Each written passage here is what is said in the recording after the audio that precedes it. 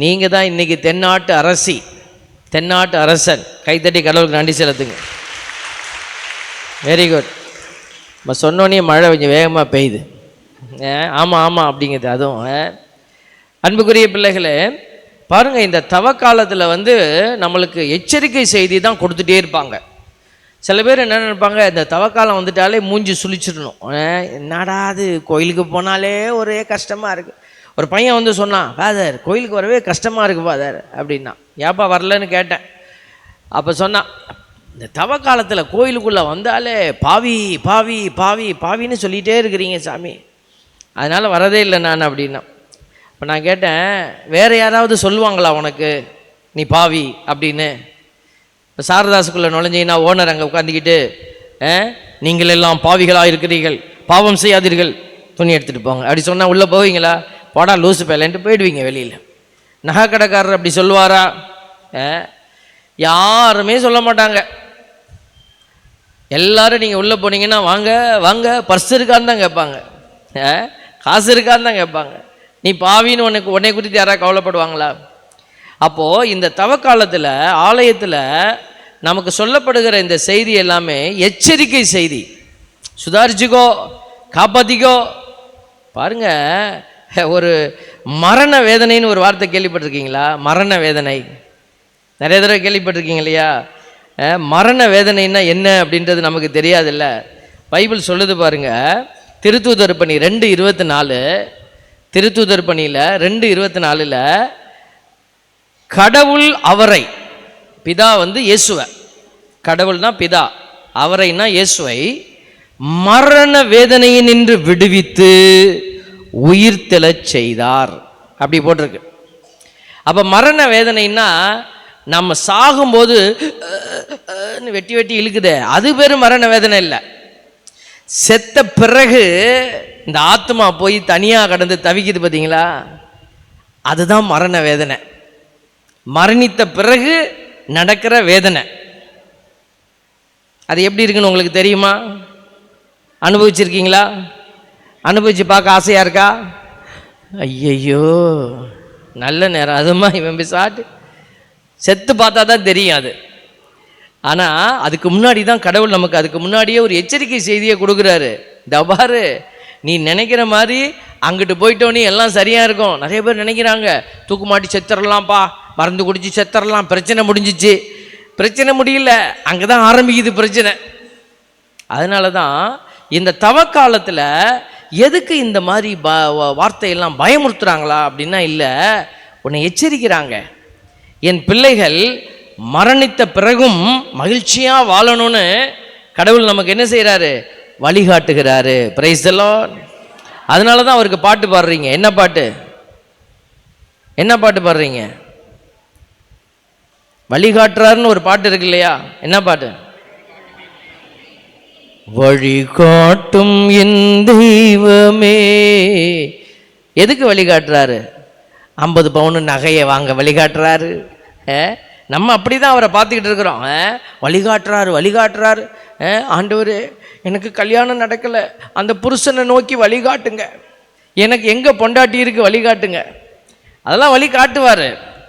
ஆனால் அந்த வழிகாட்டுதல்லாம் எதற்கான வழிகாட்டுதல்? நிறைவுக்கான வழிகாட்டுதல். நிறைவை நோக்கி நம்ம போகணும் பாருங்களேன். அப்போ அந்த வழிகாட்டுகிற தெய்வம் இன்னைக்கு நமக்கு வழிகாட்டுறாரு. மரணத்திற்கு பிறகு நீ சந்திக்க போற வேதனை பாருங்க. அதனால தான் தந்தை மகனை என்ன செய்யல, அந்த மரண வேதனையிலிருந்து விடுவிச்சிட்டாரு. அப்போ நீங்களும் அந்த மரண வேதனையிலிருந்து விடுவிக்கப்படணும்னா என்ன செய்யணும்? Price the Lord. சகாய மாதா கோயிலில் போய் உட்காந்து அப்படியே தூணில் சாஞ்சி தூங்குனா அப்படிதான் ஒரு நிம்மதி பாருங்களேன். தூங்குறவங்களாம் சொல்லுங்க பிரைஸ் தி லார்ட். இயேசுவே ரட்சியம். சகாய மாதா கோயிலில் தூங்குனாலும் தப்பிக்க முடியாது. வீட்டில் தூங்குற நேரத்தில் தூங்கணும். தூங்குற நேரம் பூரா செல்போனை நோண்டிகிட்டு இருக்கிறது. ஃபாதர் ராத்திரியெல்லாம் உங்கள் ஸ்பீச்சு தான் கேட்டுட்டு இருந்தேன், நாசமாக போச்சு போ. தூங்கும்போது தூங்குங்க. என்னையை பார்த்தாலும் சரி, இயேசுவை பார்த்தாலே அது தப்பு தான். ஆண்டவர் தூக்கத்தை கொடுத்திருக்கிறார் ஒரு மனுஷனுக்கு. அதனால நீ தூக்கத்தை முழுசா குறைச்சிட்டு நீ ஆண்டவரை பார்த்துட்டே இருக்கணும் அவரே விரும்பல. அவர் இந்த உடம்புக்கு நீ செய்ய வேண்டிய நீதியை செய். அதனால தான் சொல்கிறோம், தூங்குகிற நேரத்தில் தூங்கு, ஜெபிக்கிற நேரத்தில் ஜெபி, மகிழ்ச்சியாக இருக்கிற வேண்டிய நேரத்தில் மகிழ்ச்சியாயிரு. சாவு வீட்டில் போனீங்கன்னா சிரிக்காத, அழு. பிரைஸ் எல்லாம். நிறைய பேர் சாவு வீட்டில் போய் சிரிச்சுட்டு உட்காந்துருக்கேன். ஒரு இறப்புக்கு போயிருக்கிறேன், அங்கேருந்து ஒருத்தன் சாவு அப்போ தான் புதைச்சிக்கிட்டு இருக்கிறாங்க. எங்கள் ஃபாதர் தான், எங்கள் ஃபாதர் ஒருத்தவங்க இறந்துட்டாங்க. எங்களுக்கெல்லாம் வேதனை, வலி. ஃபாதர் இறந்துட்டாங்க இப்படி திடீர்னு அப்படின்னு சொல்லி வழி. அங்கே ஒரு 4 பேர் வந்துட்டு, அதே உங்களை டிவியில எல்லாம் பார்க்குறேன், ஒரு செல்ஃபி எடுத்துக்கலாமா? அட படுபாவியெல்லாம். சில வீடுகளுக்கு போகிறப்ப, இறப்புக்கு போகிறப்பவே அவங்க எல்லாம் வழிபா அந்த இதெல்லாம் முடிச்சுட்டு அவங்க இன்னும் பாடி எடுத்துகிட்டு கூட போயிருக்க மாட்டாங்க. அதுக்குள்ளே வந்து எல்லாரும் அதே நல்லா இருக்கீங்களா? இப்போ நமக்கு சிரிக்கிறதா முறைக்கிறதான்னு தெரியாது. நல்லா இருக்கிறவா, என்ன ஃபாதர் ரொம்ப சீரியஸாக பேசுகிறீங்க, சாவு வீட்டில் சிரிச்சினேவா இருக்க முடியும்? பாருங்கள், மனுஷங்க இன்னைக்கு உணர்வற்ற நிலைக்கு போகிறாங்க. எந்த சூழலில் எப்படி பிஹேவ் பண்ணணும் கூட நமக்கு தெரியல.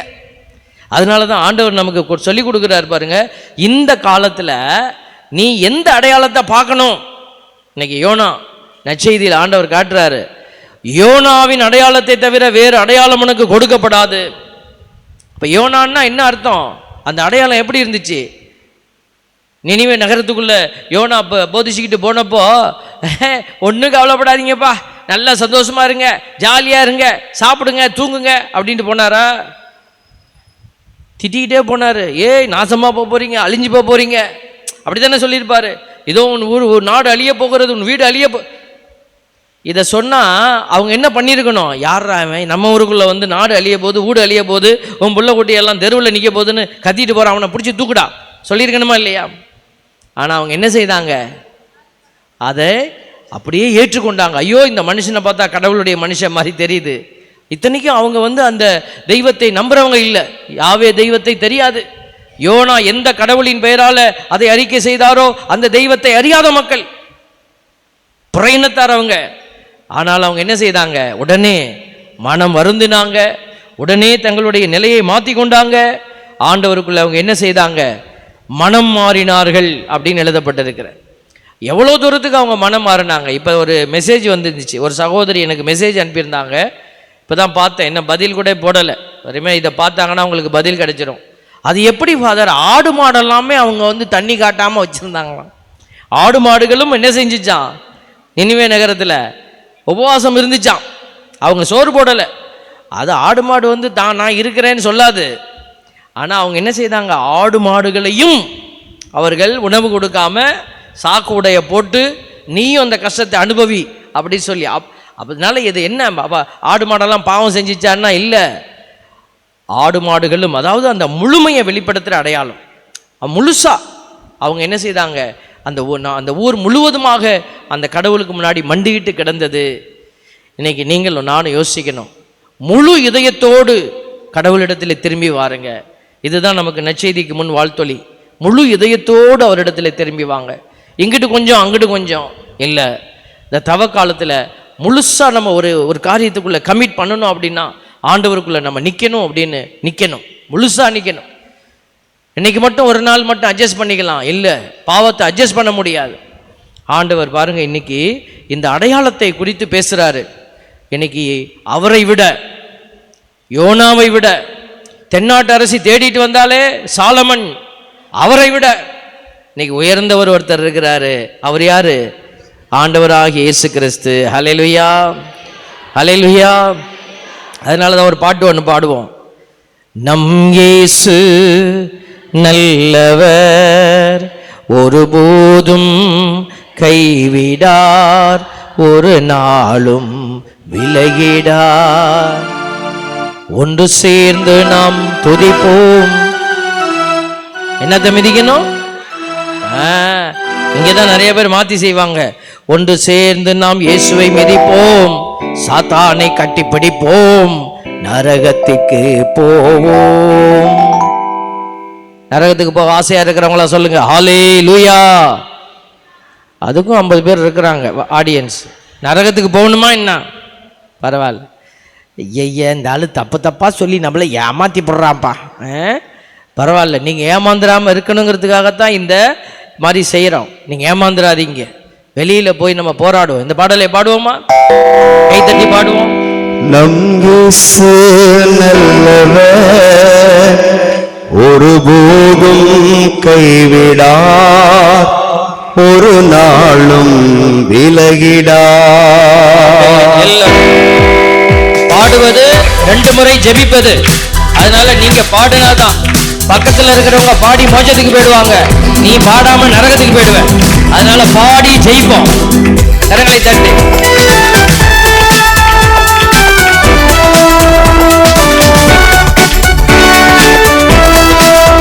நம் இயேசு நல்லவர், ஒருபோதும் கைவிடார், ஒரு நாளும் விலகிடார். நம் இயேசு நல்லவர், ஒருபோதும் கைவிடார், ஒரு நாளும் விலகிடார். ஒன்று சேர்ந்து நாம் துதிப்போம், சாத்தானை மீதிப்போம், தேசத்தை சுதந்தரிப்போம். ஒன்று சேர்ந்து நாம் துதிப்போம், சாத்தானை மீதிப்போம், தேசத்தை சுதந்தரிப்போம். நம் இயேசு நல்லவர், ஒருபோதும் கைவிடார், ஒரு நாளும் விலகிடார்.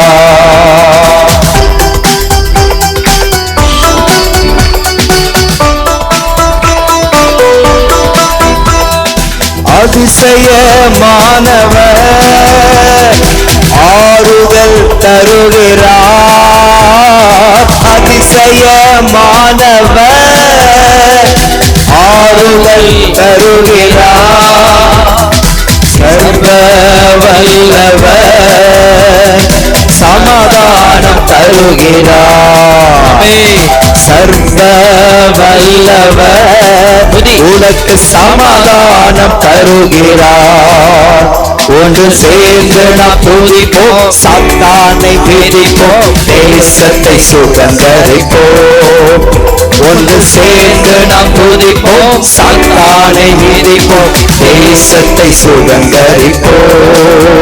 நம் இயேசு நல்லவர், ஒருபோதும் கைவிடார், ஒரு நாளும் விலகிடார். அவர் எல்லாரையும் அன்பு செய்கிறவர், ஒருபோதும் விலகிடார். ஆனா அவர் விலகி போவார் எப்போ? நாம சரியான பாத்திரமா இல்லை அப்படின்னா, அவர் சொல்றதையே சொல்லி சொல்லி கேட்டுட்டும் நம்ம தப்பானதை செஞ்சோம் அப்படின்னா, அவர் நம்மை விட்டு விலகி போறதை தவிர அவருக்கே வேற வழி இல்லை.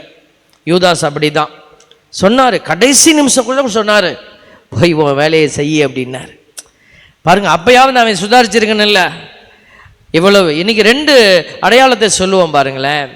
ஒன்று இன்னைக்கு யோனா அறிவிக்கிறார், நினிவே மக்கள் கேட்டாங்க, மாறிட்டாங்க. இன்னொரு இது படித்து தெரிஞ்சுக்கிறது மாதிரி, இன்னொன்று பட்டு தெரிஞ்சுக்கிறதுன்னு வாங்க. படிப்பறிவு பட்டறிவுன்னு வாங்க இல்லைங்களா, அனுபவ அறிவு. இந்த ஊதாரி மைந்தன் இருக்கான் பாருங்க, அவன் பாருங்க அப்பா கிட்டேருந்து காசு பணத்தெல்லாம் பிடுங்கிக்கிட்டு போனான். அவன் போய் பட்டு தான் தெரிஞ்சுக்கிட்டான். ஃப்ரெண்ட்ஸ் எல்லாம் நம்பினா, எல்லாம் விட்டுட்டு போயிட்டாங்க. கடைசியில் எங்கே போய் உட்காந்துருந்தான்? பன்றிகளோட போய் உட்காந்துருந்தான். அப்போ அவனுக்கு உணர்வு வந்தது. இப்போ இன்னைக்கு 2 அடையாளமும் நமக்கு கிடைக்குது. ஒன்று, நமக்கு இதை மாதிரி கற்பிக்கப்படுது. 2வது, உங்கள் வாழ்க்கையை நீங்கள் திரும்பி பார்த்தீங்கன்னா, அந்த வாழ்க்கையில் நடந்திருக்கிற சில கசப்பான காரியங்கள் எல்லாம் நம்மளும் இப்படி தான் பன்றிகளினுடைய மத்தியில் இருப்பது போல ஒரு அடையாளத்தை கொடுக்குது. நம்ம உடனே என்ன செய்யணும்? மாறிக்கணும். நம்ம அதுக்கு நியாயம் கற்பித்துட்டு உட்கார்ந்துருக்க கூடாது. நிறைய நேரம் நம்ம நியாயம் கற்பிக்கிறோம் இல்லை. அதனால தான் பாருங்க, கடவுள் அதுக்கு தான் சொல்கிறோம், நீங்கள் என்ன செய்யணும்? இந்த தவ காலத்தில் கோயிலுக்கு ஓடி வரணும். நம்ம மட்டும் வந்தால் பத்தாது. இந்த செய்தி உங்களுக்கு மட்டும் இல்லை, உங்கள் வீட்டில் உட்கார்ந்துருக்கிறவங்கள அவங்களுக்கும் தான். நீங்கள் அவங்கள எப்படியாவது என்ன செய்யணும்? அலேக்கா தூக்கிக்கிட்டு கோயிலுக்கு போய் அவங்கள போடணும். அவங்கள மல்லு கட்டி இழுத்துட்டு போகணும். வயசான தாத்தா பாட்டி காது கேட்கும்ல, நீ உட்காரு வா. நம்ம வீட்டில் நிறைய பேரை விட்டுட்டு வந்துடுவோம். நேற்று வேலைக்கு போயிட்டு வாங்க, நான் போகிறேன். எல்லா நேரமும் நம்ம சொல்லலை. ஞாயிற்றுக்கிழமையாவது இந்த மாதிரி சிறப்பான தியானங்கள் நடத்துகிற போது அவங்க அங்கே இருக்கணும். பாருங்க, அப்படி கோயிலுக்கு வராம ஆண்டவரை தேடாம, இவர் தான் அடையாளம். இந்த இடத்துல இயேசு இருக்கிறாரு. மாதாமா அந்த இயேசுவுக்கு தான் சான்று பகர்றாங்க. அன்னையின் பக்தர்கள், இயேசுவுக்கு சீடர்கள். Price the Lord. ஆமா, புனிதர்களுக்கெல்லாம் நம்ம பக்தர்கள் தான் சொல்லுவோம். புனிதர்களுடைய அடிச்சுவட்டுக்குள்ள போறவங்களுக்கெல்லாம் என்ன பேரு? பக்தர்கள். ஆனா இயேசுவுக்கு மட்டும் நம்ம பக்தர்கள்னு சொல்றது இல்லை. என்ன சொல்றோம்? சீடர்கள். அன்னை மரியாள் இன்னைக்கு நமக்கு அதுக்கு தான் வழி காட்டுறாங்க. பாருங்க, கோயிலுக்கு வரலன்னா என்ன நடக்கும் சாமி? கோயிலுக்கு வந்தா அருள் நம்மளை நிரப்பும். அப்ப நம்ம எதிர்த்து போராடுறதுக்கு நமக்கு ஒரு வலிமை கிடைக்கும். கோயிலுக்கே வரலன்னா அந்த வலிமை கிடைக்காது. ரோமையர் 6:12 சொல்லுது, உடலின் இச்சைகளுக்கு உங்களை கீழ்ப்படிய செய்யும் பாவம். பாத்தீங்களா? சாவுக்குரிய உங்கள் உடலின் மீது ஆட்சி செலுத்த விடாதீர்கள். அப்ப இந்த இச்சைகளுக்கு நம்மளை என்ன செய்யுது? அது அடிமையாக்கி அது ஆட்சி செலுத்தும் நம்ம மேல. இந்த கோயிலுக்கு வர முடியாதவங்க எல்லாம் என்ன செய்வாங்க? அந்த இச்சைகளுக்கு கட்டுப்பட்டு கிடப்பாங்க. பாருங்க, ஆண்டவருடைய வார்த்தை சொல்லுது பாருங்க, அவர்களெல்லாம் என்ன செஞ்சிட்டாரு? ரோமையர் 1:24 சொல்லுது, அவர்களுடைய உள்ளத்தின் இச்சைகளுக்கு ஏற்ப ஒருவரோடு ஒருவர் தங்கள் உடல்களை இழிவுபடுத்துகின்ற ஒழுக்கக்கேடான செயல்களை செய்யும்படி கடவுள் அவர்களை விட்டுவிட்டார். கடவுளே விட்டுட்டார். போய் தொலை, போய் ஒன்றும் செய்ய முடியாது. அப்போ பாருங்க, இந்த இச்சைக்குரிய காரியங்கள் எல்லாம் ரோமையர் 6:12 சொல்லப்பட்ட அந்த இச்சைக்குரிய காரியத்துக்கு அடிமையாகிறதுங்கிறது எப்போ நடக்குதுன்னா, இந்த இயேசுவை கண்முன் வைத்து அடையாளமாய் வாழ மறுக்கிறவர்களுக்கு நடக்கிற விஷயம். 2 பேதுரு 2:7 சொல்லுது, கட்டுப்பாடற்ற காம வெறியில் உழன்றோரை கண்டு மனம் வருந்திய நேர்மையான லோத்தை விடுவித்தார். சோதம் கொமோராவினுடைய அழிவு எதனால நடந்தது?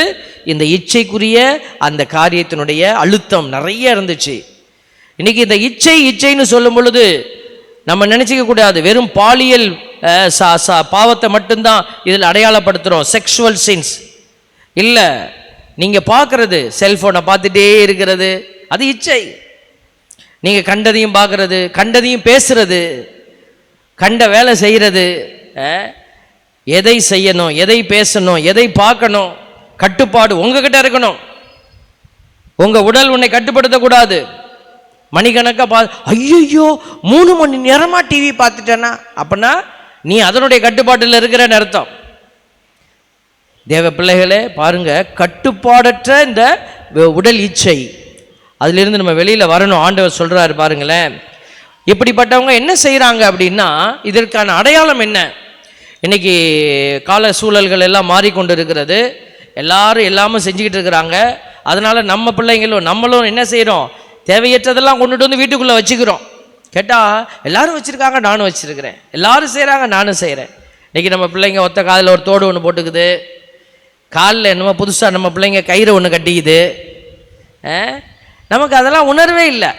அப்பா அம்மாவுக்கு அது உணர்வே இல்லை. ஏன் இது செய்யுது? திடீர்னு பார்த்தா உடம்புல போய் பட்டை கிட்டை எல்லாம் போட்டுக்கிட்டு என்னமோ அந்த டாட்டூஸ் போட்டுட்டு வராங்க, உடம்புல போட்டுக்கிறாங்க பிள்ளைங்க. இதை பற்றியெல்லாம் நம்ம ஏன் கவலைப்படலை? உடல் பரிசுத்தாவியின் ஆலயம் அல்லவா? அதில் போய் இப்படி கண்டதையும் நம்ம வரைந்து கொள்ளலாமா? பாருங்க, யோசித்து பாருங்க. அழிவில்லாத கடவுளை வழிபடுவதற்கு பதிலாக, பைபிள் ரோமையர் 1:23 பவுலடியார் சொல்றாரு, அழிவில்லாத கடவுளை வழிபடுவதற்கு பதிலாக அழிந்து போகும் மனிதரை போல, இவங்கெல்லாம் அழிந்து போகிற மனிதர்கள், அதனுடைய அடையாளத்தை தான் அவங்க உடல்ல தாங்கிட்டு இருக்கிறாங்க. மனிதரை போல பரப்பன, நடப்பன, ஊர்வன ஆகியவற்றை போலவும் உள்ள உருவங்களை வழிபட்டனர். இன்னைக்கு எதையாவது போய் வழிபாடுகளாக ஏற்றுக்கொள்வது, உடம்புல ஏந்து கொள்வது. அதனால தான் திருத்தூதர் பணி 7:42 சொல்லுது, கடவுள் அவர்களிடமிருந்து விலகி வான்வெளி கோள்களை வணங்குமாறு அவர்களை விட்டுவிட்டார். இதை குறித்து இஸ்ரேல் இறைவாக்கினர் நூலில், இஸ்ரேல் விட்டாரே பாலை நிலத்தில் இருந்த அந்த 40 ஆண்டுகளில் பலிகளும் காணிக்கைகளும் எனக்கு கொடுத்தீர்களோ?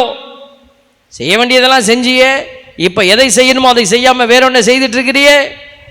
ஆண்டவர் நமக்கு எச்சரிக்கை செய்தியை கொடுக்கிறார். பிள்ளைகளே, இந்த காரியத்தை எல்லாம் நீங்கள் யோசித்து பாருங்க. இயேசு அப்படின்னா வெறும் படம் இல்லைங்க.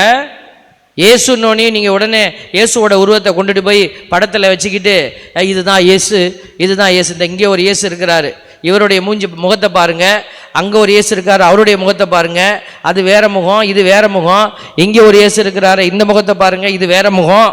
இப்போ இதில் எந்த முகம் இயேசுவோட முகம்? உங்கள் வீட்டில் ஒரு இயேசு இருப்பார், குட்டியோண்டு சுருவத்தில், அதில் மூஞ்சே இருக்காது, ஒரு மூக்கு மட்டும்தான் தெரியும். அதில் எந்த முகம் இருக்குது? அப்போ இயேசு கிறிஸ்துங்கிறது முகத்தை சார்ந்தது அல்ல, வேல்யூ சார்ந்தது. அவர் கற்றுக் கொடுத்த படிப்பினை சார்ந்தது. அப்போ எங்கெல்லாம் கிறிஸ்துவை சார்ந்துருங்கன்னு சொன்னாக்க அவர் கொடுத்த பாடத்தை யாரெல்லாம் மனசில் வச்சுக்கிட்டு வாழணும், அதுதான் கிறிஸ்துவை சார்ந்தவர்கள். நம்ம வீடு பூரா படத்தை ஒட்டி வச்சுக்கிட்டு நான் இயேசுவை சார்ந்தவன் அப்படின்னா இயேசு உடனே ஏற்றுக்க மாட்டார். இயேசுவினுடைய விழுமியங்கள், அவர் சொல்லி கொடுத்த பாடம், இப்படி தான் இருக்கணும், இப்படி தான் இருக்கணும். அதுக்கு தான் ஆண்டவர் உங்களை தெரிந்தெடுத்திருக்கிறார்.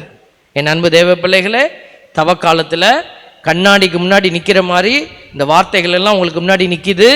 நீங்கள் சோதிச்சு பாருங்கள், இதில் எது உங்ககிட்ட சரியானதாக இருக்கிறது, எது தப்பானதாக இருக்குது. சரியானதை நீங்கள் இன்னும் டெவலப் பண்ணணும், அதிகப்படுத்தணும். தவறானதை நம்மிடத்திலிருந்து விளக்கணும். சிந்திப்போம், ஆண்டவருக்குள்ளே உண்மையாய் பயணிப்போம். ஆண்டவர் நமக்கு உதவி செய்வார். ஆமென்.